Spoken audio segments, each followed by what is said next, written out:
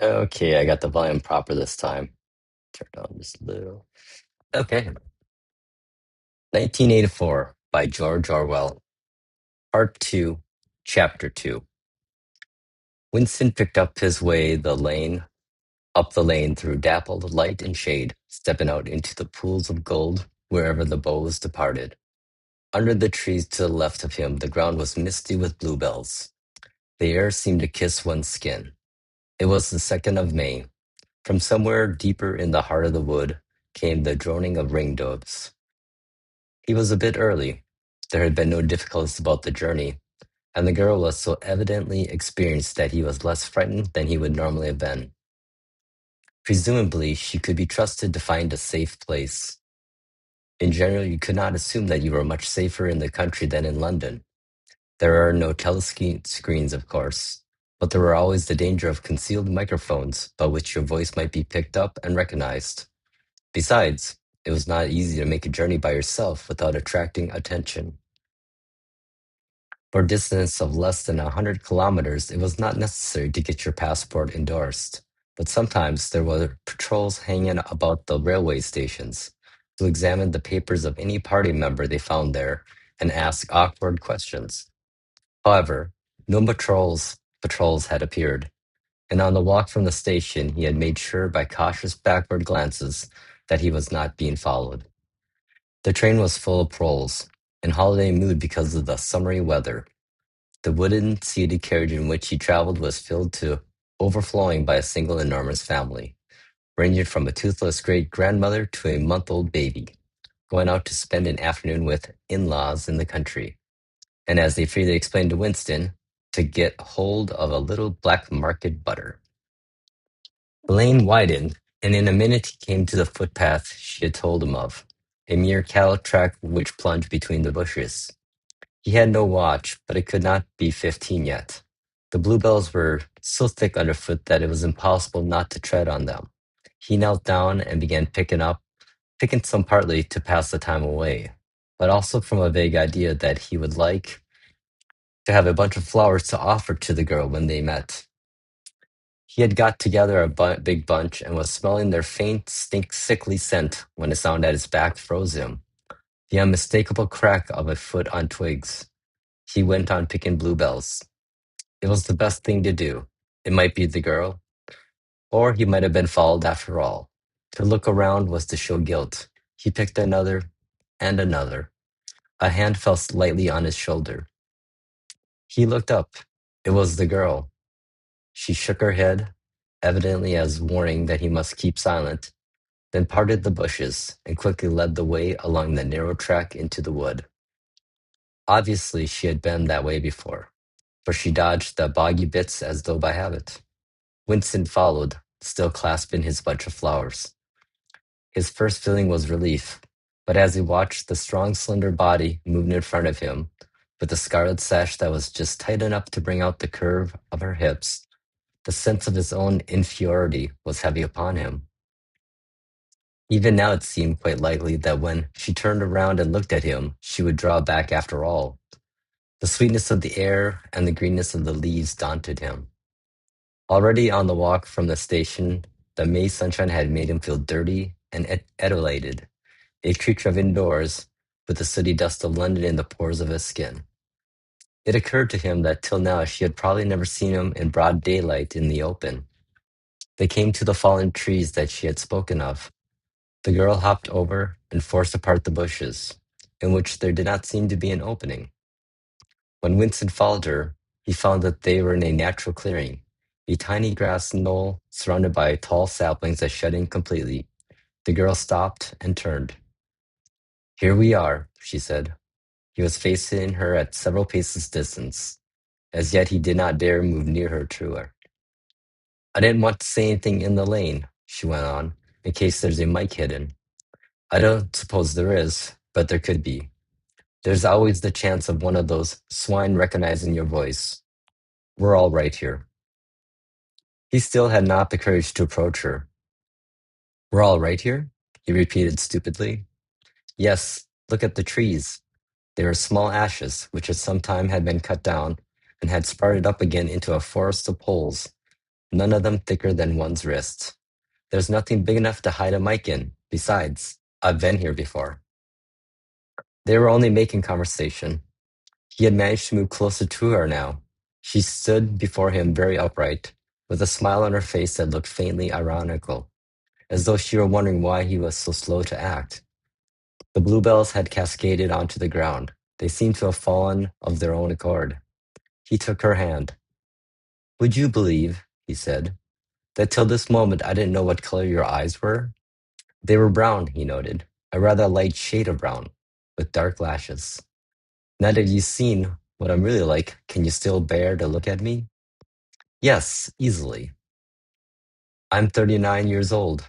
I've got a wife that I can't get rid of. I've got varicose veins. I got 5 false teeth. I couldn't care less, said the girl. The next moment, it was hard to say by whose act she was in his arms. At the beginning, he had no feeling except sheer incredulity. The youthful body was restrained against his own. The mass of dark hair was against his face. And yes, actually, she had turned her face up and he was kissing the wide red mouth. She had clasped her arms about his neck. She was calling him darling, precious one, loved one. He had pulled her down onto the ground. She was utterly unresisting. He could do what he liked with her. But the truth was that he had no physical sensation except that of mere contact. All he felt was incredulity and pride. He was glad that this was happening, but he had no physical desire. It was too soon. Her youth and prettiness had frightened him. He was too much used to living without women. He did not know the reason. The girl picked herself up and pulled a bluebell out of her hair. She sat against him, putting her arm around his wrist. Never mind, dear. There's no hurry. We've got the whole afternoon. Isn't this a splendid hideout? I found it when I got lost once on a community hike. If anyone was coming, you could hear them 100 meters away. What is your name? Said Winston. Julia. I know yours. It's Winston. Winston Smith. How did you find that out? I expect I'm better at finding things out than you are, dear. Tell me, what did you think of me before that day I gave you the note?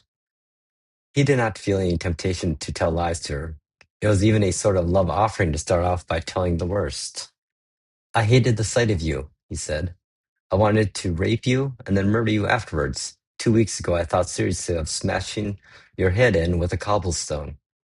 If you really want to know, I imagine that you had something to do with the thought police. The girl laughed delightedly, evidently taking this as a tribute to the excellence of her disguise. Not the thought police. You didn't think honestly you'd think that. Well, perhaps not exactly that, but from your general appearance, merely because you're young and fresh and healthy, you understand.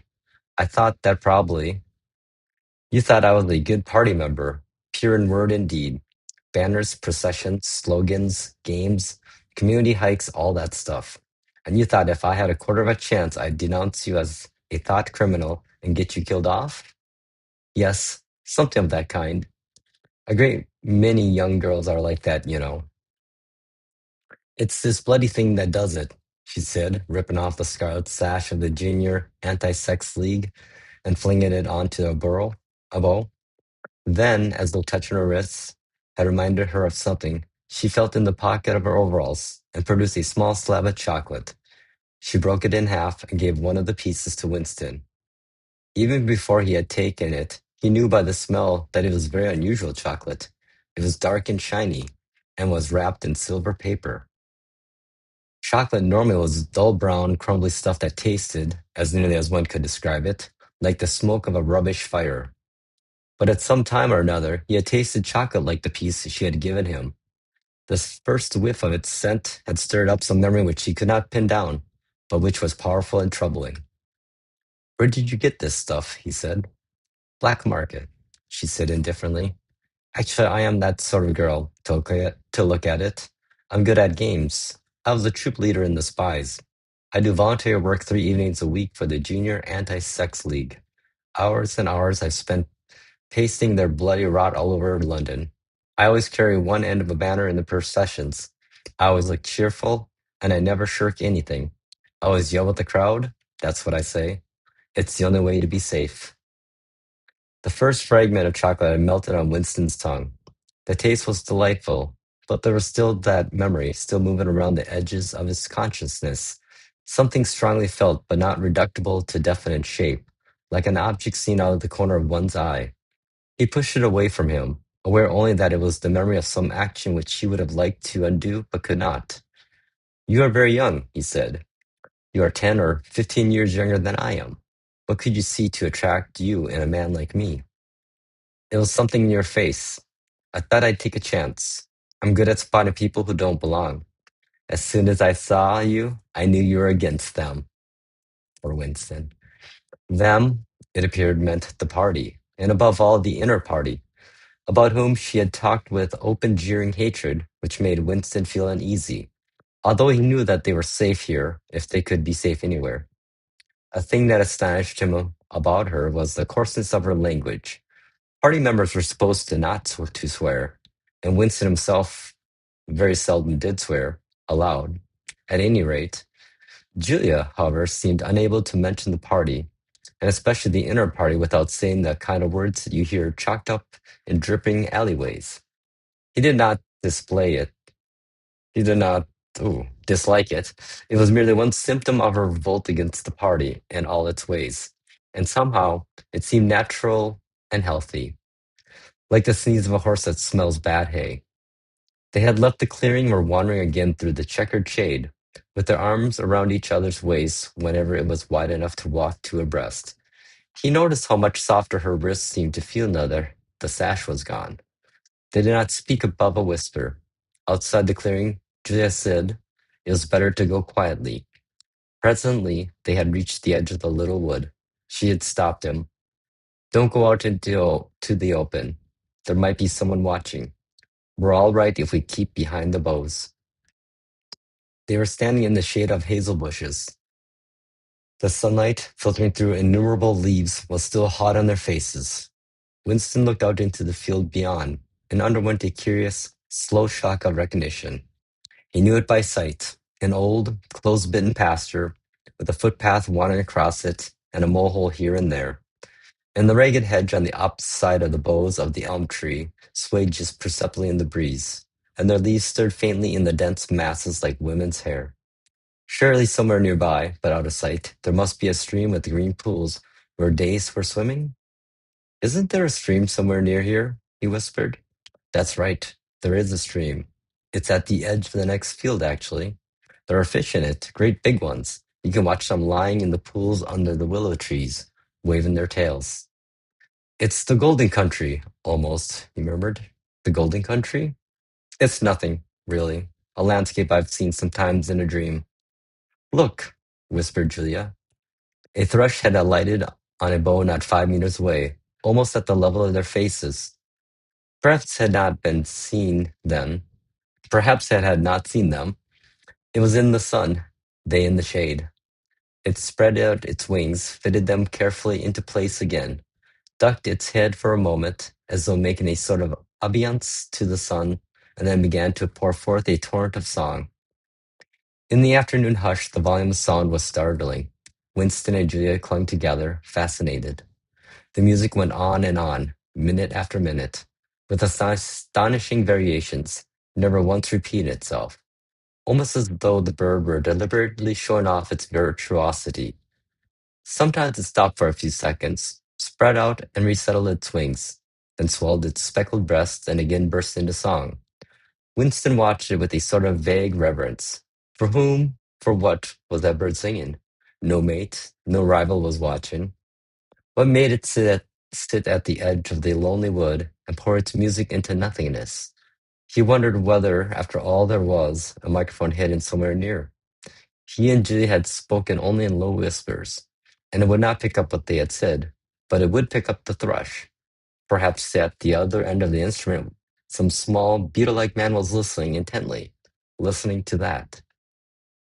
But by degrees, the flood of music drove all speculations out of his mind. It was as though it were a kind of liquid stuff that poured all over him and got mixed up with the sunlight that filtered through the leaves. He stopped thinking and merely felt. The girl's waist in the bend of his arms was soft and warm. He pulled her round so that they were breast to breast. Her body seemed to melt into his. Wherever his hands moved, it was all as yielding as water. Their mouths clung together. It was quite different from the hard kisses they had exchanged earlier. When they moved their faces apart again, both of them sighed deeply. The bird took fright and fled with a clatter of wings. Winston put his lips against her ear. Now, he whispered. Not here, she whispered back. Come back to the hideout. It's safer. Quickly, with an occasional crackle of twigs, they threaded their way back to the clearing. When they were once inside of the rings of saplings, she turned and faced him. They were both breathing fast, but the smile had reappeared around the corners of her mouth. She stood looking at him for an instant, then felt at the zipper of her overalls. And yes, it was as almost as in his dreams. Almost as swiftly as he had imagined it, she had torn her clothes off, and when she flung them aside, it was with that same magnificent gesture by which a whole civilization seemed to be annihilated. Her body gleamed white in the sun, but for a moment he did not look at her body. His eyes were anchored by the freckled face with its faint, bold smile. He knelt down before her and took her hands in his. Have you done this before? Of course, hundreds of times. Well, scores of times, anyway. With party members? Yes, always with party members. With members of the inner party? Not with those swine, no. But there's plenty that would if they got half a chance. They're not so holy as they make out. His heart leapt. Scores of times she had done it. He wished it had been hundreds, thousands. Anything that hinted at corruption always filled him with a wild hope. Who knew? Perhaps the party was rotten under the surface. Its cult of strenuousness and self-denial simply a sham concealing iniquity. If he could have infected the whole lot of them with leprosy or syphilis, how gladly he would have done so. Anything to rot, to weaken, to undermine. He pulled her down so that they were kneeling face to face. Listen, the more men you've had, the more I love you. Do you understand that? Yes, perfectly. I hate purity. I hate goodness. I don't want any virtue to exist anywhere. I want everyone to be corrupt to the bones. Well then, I ought to suit you, dear. I'm corrupt to the bones. You like doing this? I don't mean simply me. I mean the thing in itself. I adore it. That was above all what he wanted to hear. Not merely the love of one person, but the animal instinct, the simple, undifferentiated desire. That was the force that would tear the party to pieces. He pressed her down upon the grass, among the fallen bluebells. This time there was no difficulty. Presently the rousing and falling of their breaths slowed to normal speed, and in a sort of pleasant helplessness they fell apart. The sun seemed to have grown hotter. They were both sleepy. He reached out for the discarded overalls and pulled them partly over her. Almost immediately they fell asleep and slept for about half an hour. Winston woke first. He sat up and watched the freckled face, still peacefully asleep, pillowed on the palm of her hand. Except for her mouth, you could not call her beautiful. There was a line or two round the eyes, if you look closely. The short, dark hair was extraordinarily thick and soft. It occurred to him that he still did not know her surname or where she lived. The young, strong body, now helpless in sleep, awoke in him a pitying, protecting feeling. But the mindless tenderness that he had felt under the hazel tree, while the thrush was singing, had not quite come back. He pulled the overalls aside and studied her smooth white flank. In the old days, he thought, a man looked at a girl's body and saw that it was desirable, and that was the end of the story. But you could not have pure love or pure lust nowadays. No emotion was pure, because everything was mixed up with fear and hatred. Their embrace had been a battle, the climax a victory. It was a blow struck against the party. It was a political act. End chapter 2.